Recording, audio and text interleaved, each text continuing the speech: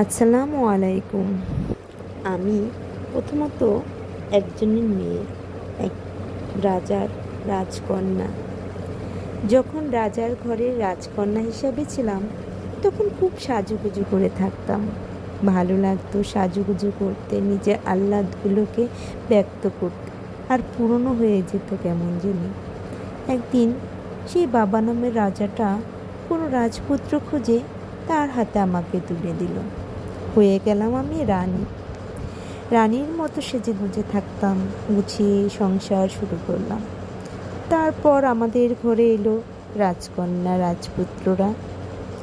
দায়িত্ব বেড়ে গেল অনেক। তাদের দেখাশোনা করা, তাদের লালন পালন, তাদের খাওয়া দাওয়া, ঘরে শ্বশুর শাশুড়ি, দেবর ননদ সকলের ঝামেলা মেটানো, সব কিছুই যেন কাঁধে এসে পড়ল।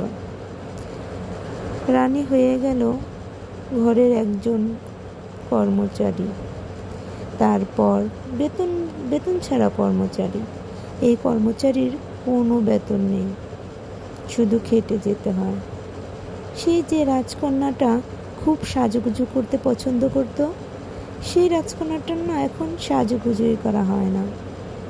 তার অনেক দায়িত্ব।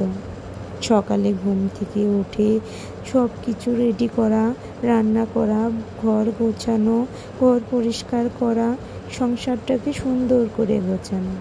তারপর বাচ্চাদের খাওয়া দাওয়া, বাচ্চাদের স্কুলের জন্য রেডি করা, তাদের পড়াশোনা রেডি করা, তাদের জীবনের সব কিছু রেডি করা। দিন যায়, এমনি করেই দিন যায়। সে যে রাজকন্যাটা এত ভালোবাসতো সাজুগুজু করতে, তার এখন আর সাজুগুজু করা হয় না। সে এখন শুধুই পরিশ্রমী একজন মহিলা। সে অনেক জীবনে শুধু এখন পরিশ্রম করতে ভালোবাসে। তার মনের ভিতর কষ্ট লাগলেও সে এখন হাসি মুখে সব মেনে নেয়, কারণ সে রানী।